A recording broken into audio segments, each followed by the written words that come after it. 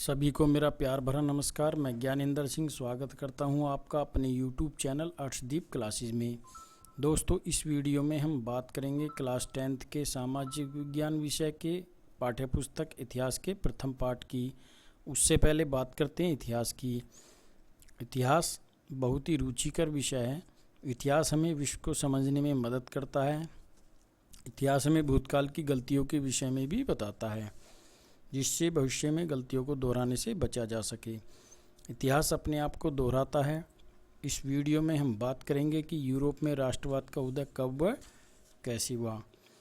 आज हम यूरोप को जिस रूप में देखते हैं, जहां बहुत सारे देश जैसे Britain, France, Germany, Italy, Spain, रूस आदि हैं, वैसा यूरोप 19वीं सदी के मध्य से पहले नहीं था। यहाँ पर बहुत से ऐसे साम्राज्य थे जिन पर विभिन्न राजवंशों का शासन था। इसका मतलब वहाँ पर राजतंत्र शासन प्रणाली थी, परंतु आज यहाँ पर प्रजातंत्र शासन प्रणाली है।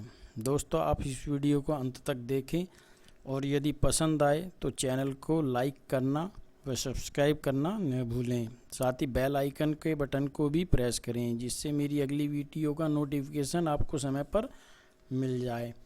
दोस्तों, अब बात करते हैं राष्ट्र के बारे में। राष्ट्र क्या है? एक फ्रांसीसी विद्वान हुए हैं दोस्तों, अर्नेस्ट रेनर। उनके अनुसार राष्ट्र के अंतर्गत एक ही भाषा बोलने या एक ही जाति समूह के लोग नहीं आते, वरन राष्ट्र उस समूह को कहते हैं जिसमें लोगों ने अतीत में बड़े बड़े काम मिलकर किए हैं और जिन्हें वे भविष्य में आगे बढ़ाना चाहते हैं। अब बात करते हैं दोस्तों राष्ट्रवाद की। अपने राष्ट्र के प्रति निष्ठा एवं प्रेम की भावना को राष्ट्रवाद कहते हैं। यह प्रत्येक नागरिक का कर्तव्य भी होता है कि वह अपने राष्ट्र के प्रति प्रेम व निष्ठा की भावना को रखे।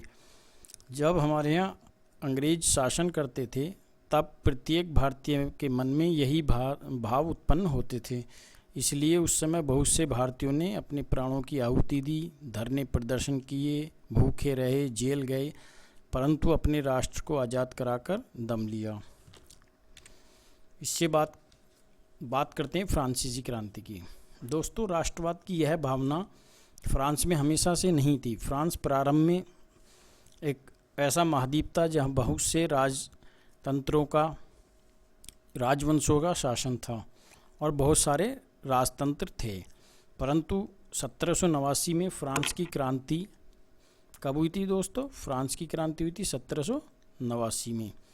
इससे ही फ्रांस में या यूरोप में राष्ट्रवाद की भावना का प्रसार शुरू हुआ। यह प्रथम बार राष्ट्रवाद की अभिव्यक्ति कब हुई थी? 1789 में। फ्रांसीसी क्रांति में लोगों की मांग थी कि राजतंत्र को ख़त्म करके प्रजातंत्र स्थापित किया जाए, और क्रांति के बाद दोस्तों ऐसा ही हुआ था। वहाँ पर एक संवैधानिक राजतंत्र की स्थापना हुई थी और लोगों की मांग पूरी हो गई थी। क्रांति के बाद सामूहिक पहचान बनाने के लिए वहाँ के क्रांतिकारियों ने जो कदम उठाए थे वह निम्न थे दोस्तों। पहला था, प्रत्येक राज्य से एक स्टेट जनरल चुना गया और उसका नाम बदलकर नेशनल असेंबली कर दिया गया। किसका? जो स्टेट्स जनरल नाम की सभा होती थी, उसका नाम बदलकर क्या कर दिया गया दोस्तों? National assembly. इसके बाद दोस्तों बात करते हैं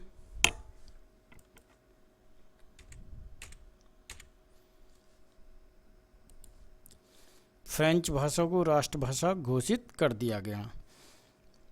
वैसे तो फ्रांस में बहुत सारी क्षेत्रीय भाषाएं भी बोली जाती थीं, परंतु उन सबको पीछे धकेल दिया गया और फ्रेंच भाषा को राष्ट्रभाषा घोषित कर दिया गया। एक प्रशासनिक व्यवस्था लागू की गई जिससे सबको समान कानून का अनुभव हो। यानी कि फ्रांस में ऐसे कानून या ऐसी प्रशासनिक व्यवस्था लागू की गई जिसके अंतर्गत कानून के समक्ष सभी समान हों, कोई ऊंचे या नीचे की भावना ना हो।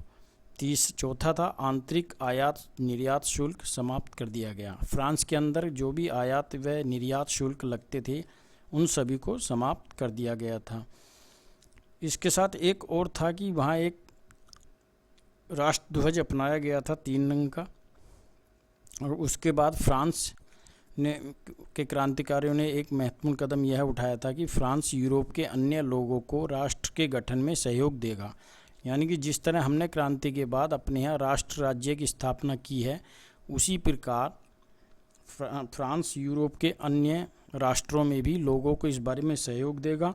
और इसीलिए उसने बहुत सारे देशों में, अपने आसपास राजतंत्रों में अपनी सेना भेजी थी। दोस्तों, फ्रांस की क्रांति के बाद प्रजातंत्र बहुत लंबे समय तक सरवाइव नहीं कर पाया, टिक नहीं पाया।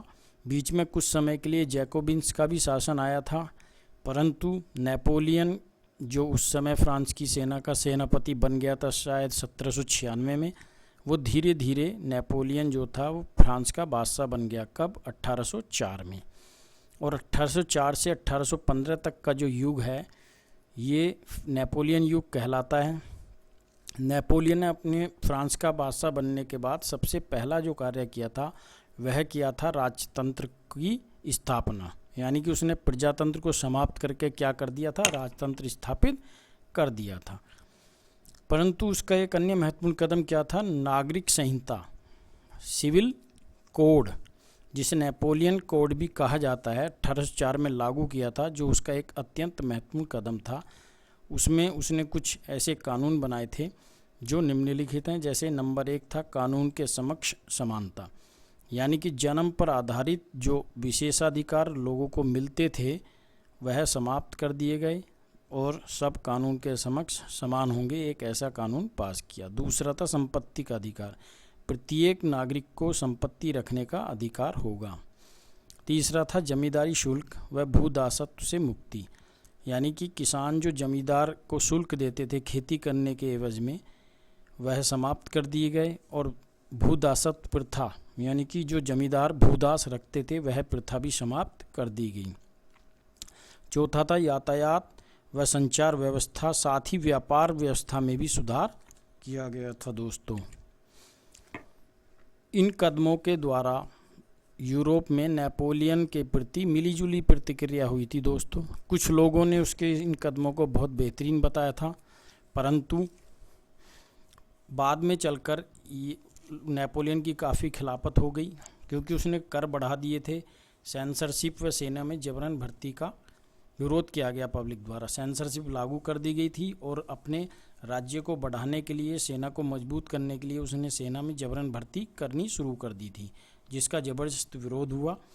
और इसी को लेकर यूरोप में आगे चलकर नेपोलियन को युद्ध में पराजय हुई थी। दोस्तों, अब बात करते हैं यूरोप में राष्ट्रवाद का निर्माण। एक राष्ट्र के निर्माण के लिए सामूहिक पहचान व संस्कृति, भाषा व परंपरा आदि का समान होना जरूरी है, जबकि ऐसा उस समय यूरोप में बिल्कुल नहीं था, क्योंकि यूरोप में अलग अलग समाज व वर्ग के लोग रहते थे। मैं आपको उदाहरण से बताता हूँ। हैब्सबर्ग एक साम्राज्य था दोस्तों, उसमें जर्मन, अंग्रेज, फ्रेंच व इटली आदि भाषाएं बोलने वाले लोग रहते थे। दोस्तों, उस समय जो यूरोप के समाज की संरचना थी वह कैसी थी? उस समय 2 वर्ग हुआ करते थे यूरोप में, एक कुलीन वर्ग और एक निम्न वर्ग। निम्न वर्ग को निम्न कृषक वर्ग भी कहा जा सकता है।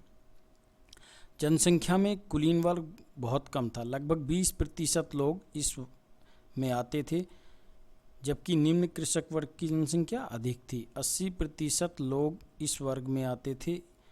सामाजिक व राजनीतिक रूप से प्रभुत्वशाली कौन लोग होते थे? कुलीन वर्ग। कुलीन वर्ग उस समय सामाजिक व राजनीतिक रूप से अत्यधिक प्रभावशाली था, जबकि निम्न कृषक वर्ग प्रभुत्वहीन, प्रभावहीन था।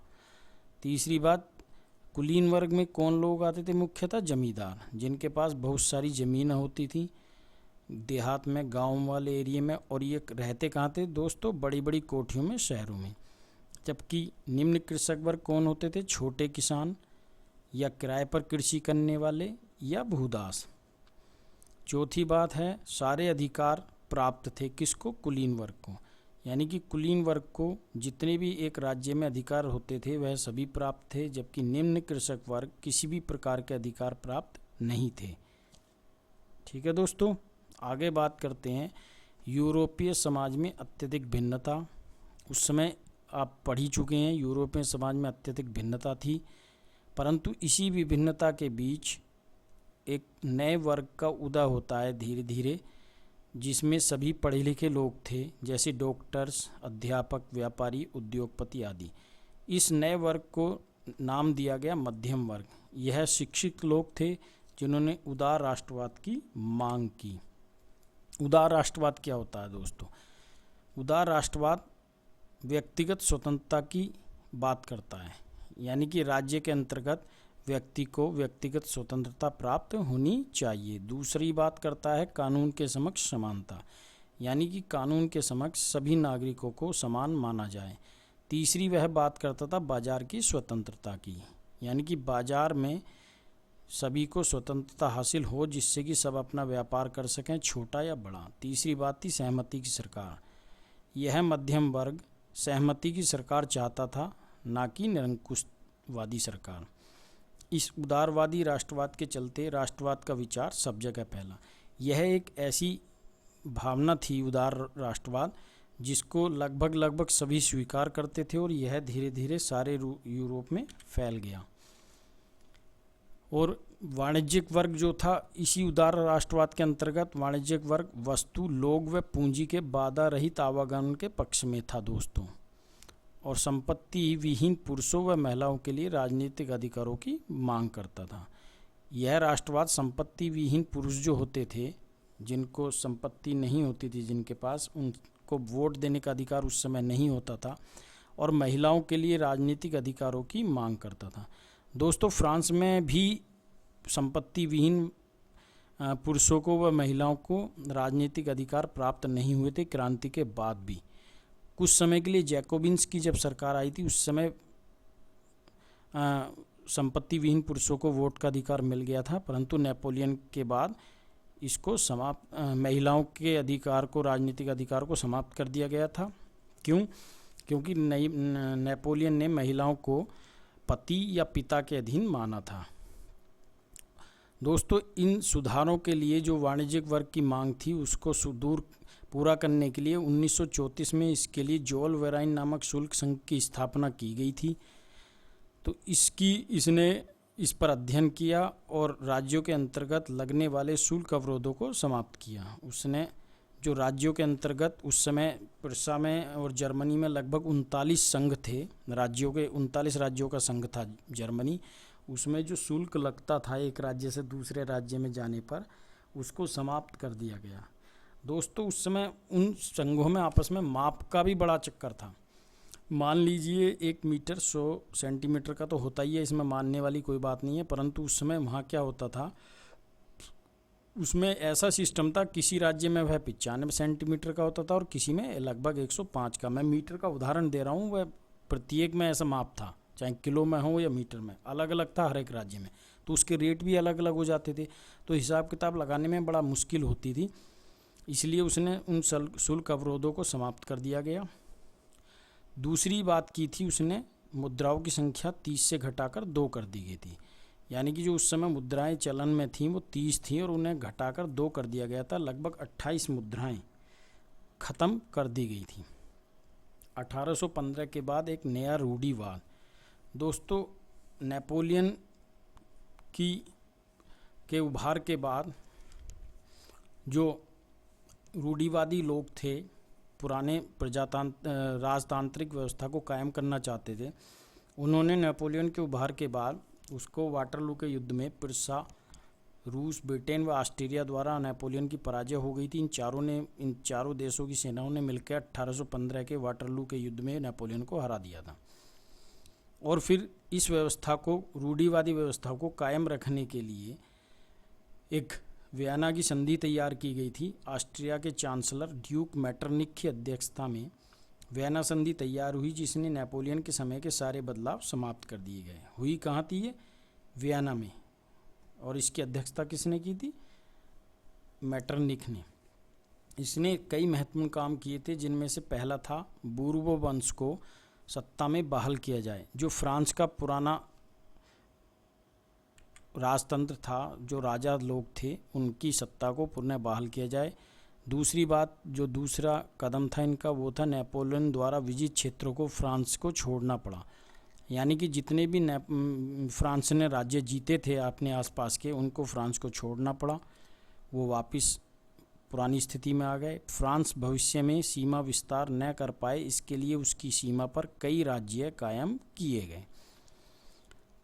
इससे क्या निष्कर्ष निकलता है दोस्तों? राजतंत्रों की बहाली व रूढ़िवादी व्यवस्था कायम करना। यानी कि इन सबका उद्देश्य था कि राजतंत्रों को बहाल किया जाए व रूढ़िवादी व्यवस्था कायम की जाए। परंतु क्रांति के बाद इतना तो यह भी समझ गए थे कि यह रूढ़िवादी व्यवस्था बिना आधुनिकता का सहारा लिए आगे नहीं बढ़ सकती।